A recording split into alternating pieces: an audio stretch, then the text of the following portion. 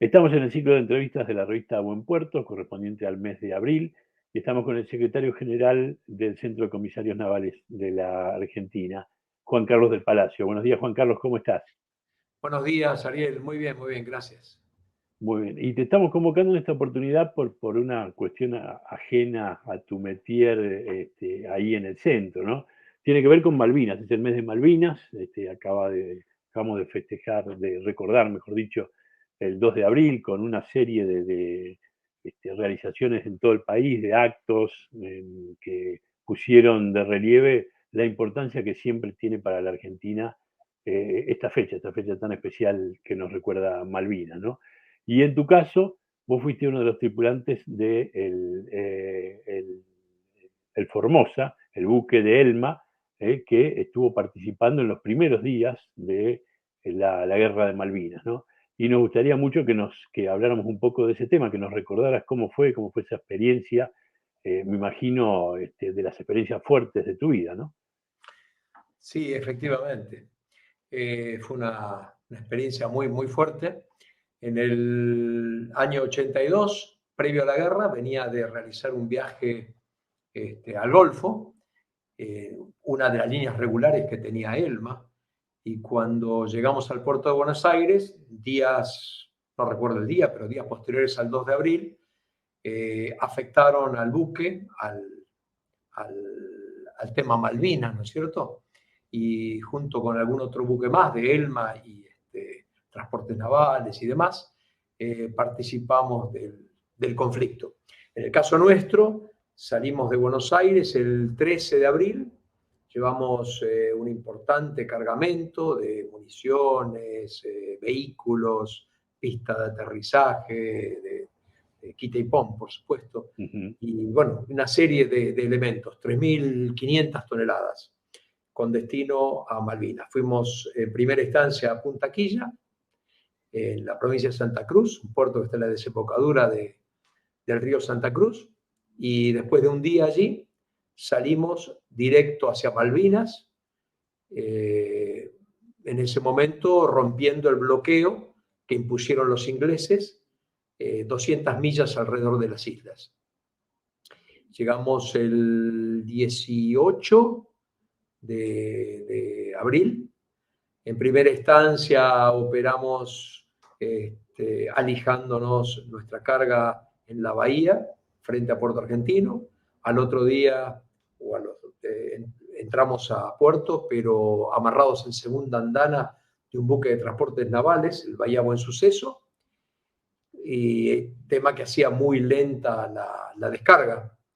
Y a partir de allí se decidió una semana después de una operación bastante difícil desde el punto de vista de la logística, atracar directamente a muelle. Esa fue la primera instancia, ¿no es cierto? Así es, sí, una operación logística también compleja. El barco tenía más calado que el puerto, ¿no es cierto? Era muy difícil porque además en esos momentos Puerto Argentino era un muelle de madera bastante viejo, con grandes limitaciones. Tanto es así que en el acceso tenía dos construcciones que estaban muy cercanas y dificultaban alguna otra carga que llevábamos en contenedores para que pudiesen pasar por allí. Lo que hacía todo muy lento, había que desconsolidar los contenedores, o sea, vaciarlos, y después poder atravesar esa zona de acceso ahí al puerto y volver a transportarlo en otros vehículos. Eso demoraba mucho, exigía mucha mano de obra y ahí contribuían todos los tripulantes del buque, más la cantidad de soldados que estaban disponibles para esas tareas. Pero demoró mucho tiempo, sí. Y contame un poco cómo era el clima que se vivía en el buque, digamos, de qué manera tomaban esa novedad de que estábamos de algún modo recuperando ese territorio de cual siempre había sido un anhelo en Argentina. Bueno, en ese momento se producía y qué sentían, qué se hablaba, cómo vivieron todo eso. Porque por otra parte era un momento sumamente peligroso, no estaban en el campo de batalla, ¿no? Exacto, lo que pasa es que en esos días que eran previos al 1 de mayo, que empezó la guerra en concreto, ¿no es cierto? Empezaron los ataques. Bueno, dentro del barco, bien, o sea, nosotros por un lado, los oficiales de Marina Mercante, integramos la reserva naval, por lo tanto afectaron el buque y todos nosotros pero fuimos con plena convicción y reinaba un espíritu en toda la tripulación de querer apoyar en esa gesta, porque no nos olvidemos que desde chicos fuimos creciendo nosotros y generaciones anteriores a las nuestras, siempre reclamando nuestro derecho soberano sobre las Malvinas, ¿no es cierto? Así que se había concretado más allá de la circunstancia coyuntural que se vivía, porque más allá del gobierno que teníamos, la decisión y el método, ¿no es cierto? De hecho, se habían recuperado las islas y estábamos yendo nosotros a defenderla, cosa que se terminó concretando días después. Sí, realmente debe haber sido una experiencia muy fuerte en ese momento. Y todavía, claro, era en el momento en que esto sucedía, ¿no? Está muy claro lo que vos decís, los combates empezaron después del 1 de mayo y tampoco sabíamos mucho aquí en Argentina realmente lo que estaba pasando, ¿no?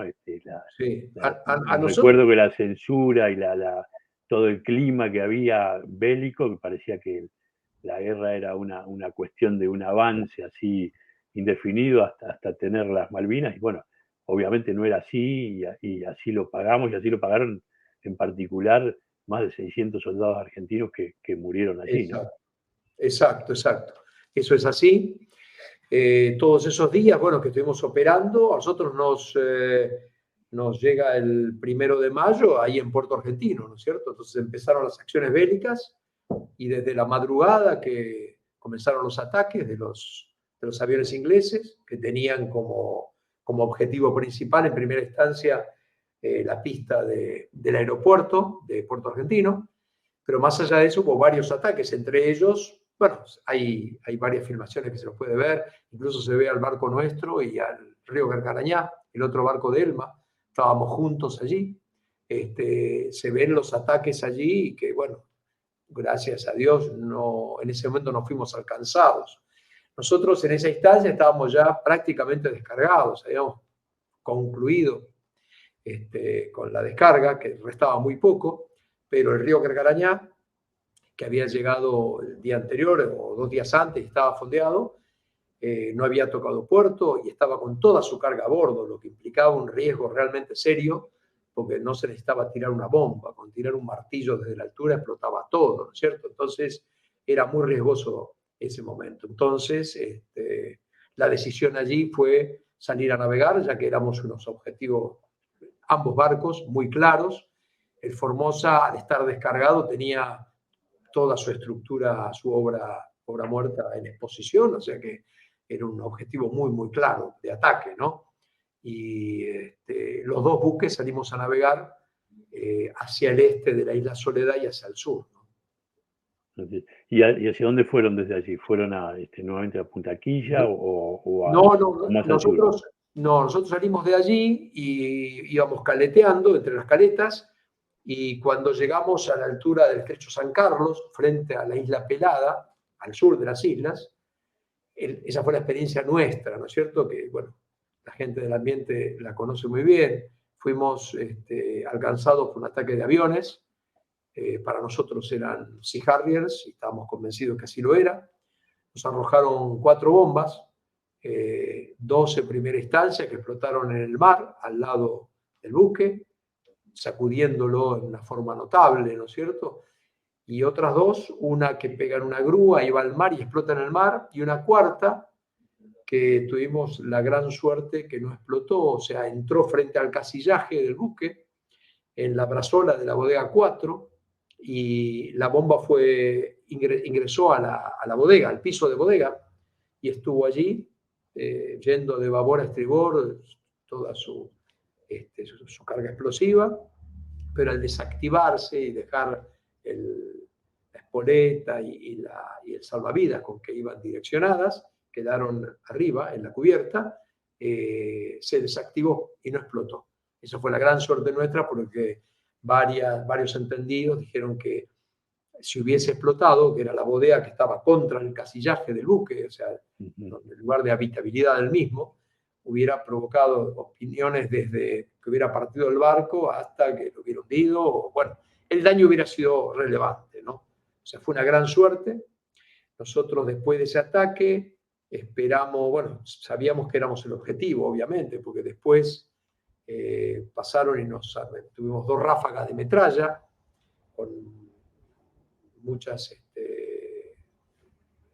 agujeros de metralla, pero gracias a Dios no hubo ningún lesionado, no nos pasó nada a nadie de la tripulación.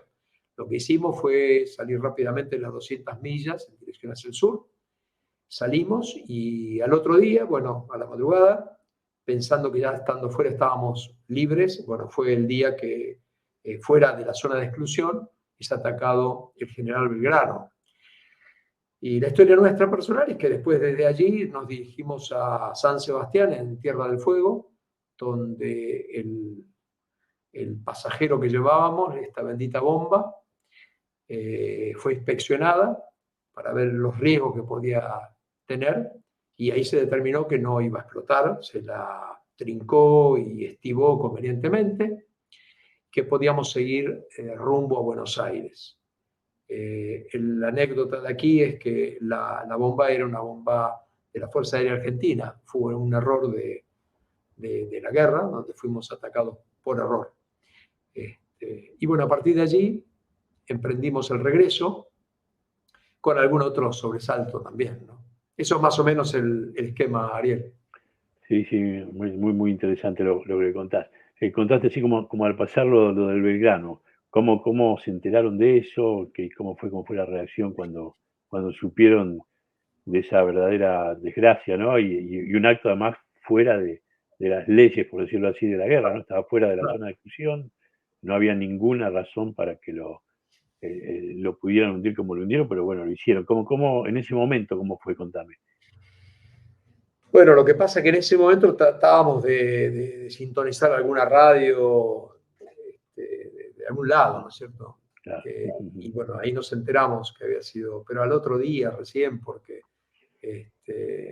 pero bueno, sí, sabíamos que esto no tenía reglas, todo podía ser, tanto es así que cuando llegamos a Buenos Aires, la misma noche que llegamos era la colecta, no sé si te acordás, que se hizo de la Sí, Sociedad Argentina para ayudar a los combatientes, y esa noche fue una noche, yo lo cuento a veces como anécdota, ¿no? Fue una noche de una tormenta, llovió mucho y demás, y estando en mi casa, yo en un momento determinado me despierto y escucho, bueno, lo que eran truenos, y para mí era un ataque, estaba en la cabeza nuestra que podían atacar hasta Buenos Aires, eso es lo que pensábamos. Se habían roto las reglas de la guerra, como vos decías antes, ¿no?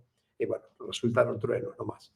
Pero sí, lo vivimos de esa manera. Tenía conocidos en el General Belgrano, 2 conocidos, uno un gran amigo que no murieron, ¿no? O sea, sobrevivieron con lo duro que fue en el caso de ellos, haber permanecido en el agua, en las balsas salvavidas, ¿no? Y con Sí, sí, frío. claro, en esas latitudes, con el frío de esas aguas y demás. Bueno, Juan Carlos, para ir finalizando la nota, te voy a pedir que me cuentes algo mucho más reciente, algo que te pasó esta mañana en relación al tema Malvinas, que me parece que de alguna manera refleja cómo el tema ha ido evolucionando en la sociedad argentina, ¿no? Sí, esta mañana, más allá de haber participado en diversos actos, lo de esta mañana me llenó de orgullo, de satisfacción, de emoción, porque me habían invitado, supongo que lo habrán hecho con otros veteranos también de la ciudad de Buenos Aires, a izar la bandera del colegio donde cursé mi primaria, ¿no es cierto? Así que fue emoción tras emoción, porque fui con mi esposa, una de mis hijas, y bueno, no solo fue izar la bandera, sino después se desarrolló el acto, hablarle a los chicos ahí sentados en el patio, fue realmente maravilloso. Me dieron un diploma y bueno, todas estas cosas que a veces son de rigor, pero que tienen tanto significado. Y en el caso de uno, te rememora, no sé, en la escuela donde me llevaba mi madre, donde, bueno, te mueve muchos sentimientos y se van juntando todos ellos con el tema Malvinas. Tanto es así que terminaron todos los chicos, cuando yo les remarqué ese tema, todos diciendo al unísono, las Malvinas fueron, son y serán argentinas. Muy bueno y realmente de algún modo refleja cómo ha ido cambiando en la sociedad este tema, cuando realmente los que participaron en la guerra tuvieron muchos años en que fueron ignorados y ninguneados en muchos casos, ¿no? Realmente que hayamos podido recuperar eso y recuperarlo como una parte muy importante de nuestra historia, creo que es algo muy, muy positivo y ojalá que continúe siendo así y ojalá que por la vía de la paz en algún momento recuperemos nuestras Malvinas.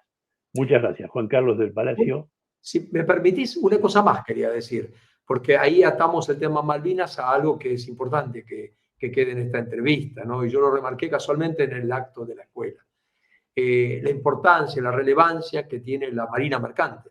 Y a veces no contar con una marina mercante trae muchas otras cosas. Ahí pudimos hacer lo que hicimos porque había una poderosa marina mercante que contribuyó, en el caso nuestro, yendo a Malvinas y tocando Puerto Argentino y en otros aprovisionando en los puertos del sur, a los buques en navegación.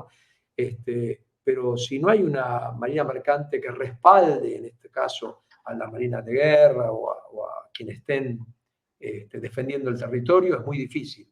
Entonces, quería decir que es el orgullo de ser marino mercante. Muy bien, y ojalá también que recuperemos nuestra marina mercante en algún Va momento. ligado a eso. Juan Carlos del Palacio, secretario general del Centro de Comisarios Navales, te agradezco mucho tu palabra para la revista Buen Puerto. No, el agradecido soy yo, Ariel, que sigas muy bien.